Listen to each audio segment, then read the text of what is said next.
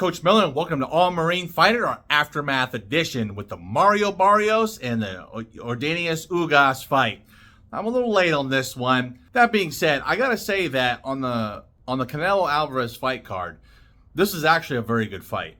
I would say of the three undercards, I would say that the very first one with the two young fighters fighting, that was a really good fight, back and forth. Second one wasn't so good, quite controversial. I might do a video on that one, who knows. But then the third one was Mario Barrios and Yordenis Ugas. I gotta say that this fight was actually really, really good. So let's talk about some of the key details and the future for both fighters. Now there are some things to keep in mind when it comes to both of these fighters. Yordenis Ugas, we hadn't seen him fight since he lost to Errol Spence with the eye injury, and him being stopped in that fight. You know, when you start getting those orbital bone injuries, those tend to plague you. That bone is, first off, not that strong, especially if you're continuing to take hits there. And really, it tends to be the case that it depends on the frame of your face.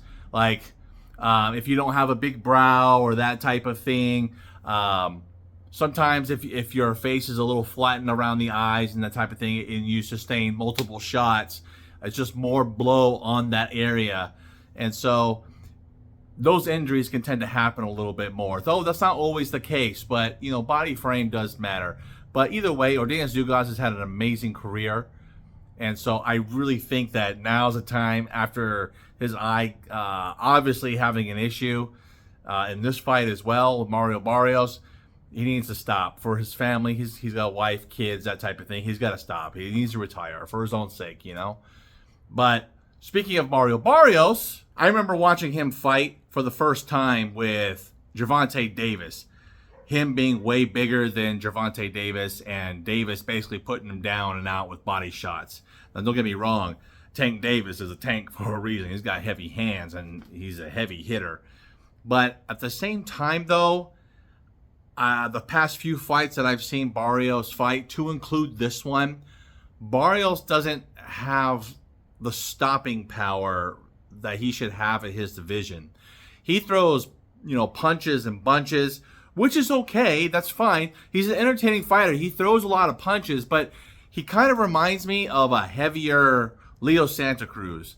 Leo Santa Cruz, the dude he couldn't knock out a fighter for nothing. He'll just punch you to death and win on points, right? Well, the heavier that you get, if you don't have any intimidating power, then it's going to be very difficult for you.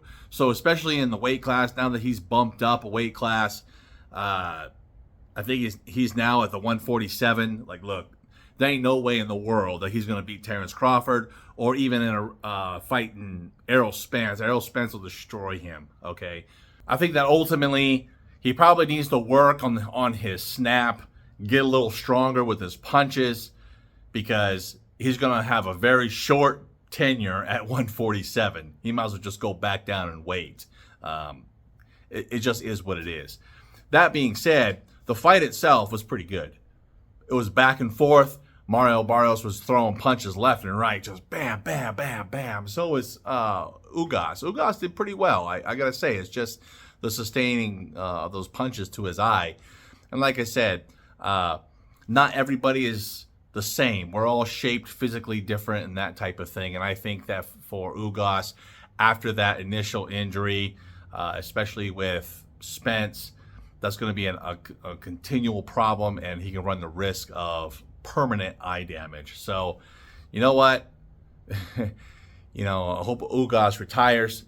But ultimately, Barrios, let's see what happens. I really hope that his coach and his trainers would just basically tell him, hey, you know, let's work on getting some of that snap, some of that power, because 147 still got some good dudes and guys who are going to bump up from 135 to 147.